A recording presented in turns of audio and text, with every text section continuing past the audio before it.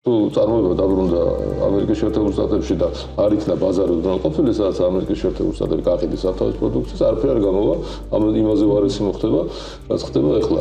ეგ თავის დროზე გადაწყვეტა უდროვილსონმა, ყოველთვის შეეცადა და დიდი წილი გააკეთა ამ გადაწყვეტას, როდესაც მიაღწია პირველი მსოფლიო ომის მერე ზღვებისგან თავისუფლებას და სხვა თავისუფალია ჩვენ და მოვადგუროთ უდროვილსონს.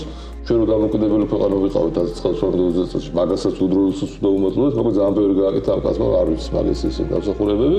ბოლომდე არ გამოვიდა და რაც მოხდა მერე ეს ესეთია რა, სკულპტურაში არ მივიდა ჩალებ, მაგრამ ტრამპს ახლა უნდა ზუსტად ეგა რა, სულელი იყო, ესე იგი, არ გააკეთო სოფლიო ბაზრის დემოკრატიზაცია, ლიბერალიზაცია და გინდოდეს რომ ამერიკაში დაბრუნდეს წარმოება. აი ეს არის მიზანი. შეხვდა იმის ვიცე-პრემიერ-მინისტრს იაპონიის, დაპირდა ის ორ ქარხანას გადმოვიდა, მოგეთ კიდე რაღაცები უამრავი რაღაცა, უამრავი იმას პირდება საგაცნობო შეღავათებისთვის დააბრუნებს ამერიკაში წარმოებას, მაგრამ ამას აუცილებლად ჭირდება ბაზარი. ბაზარი უნდა იყოს თავისუფალი და ბაზარი უნდა იყოს დამოუკიდებელი იმისათვის, რომ ამერიკული პროდუქცია გაიყიდოს თელ მსოფლიოში.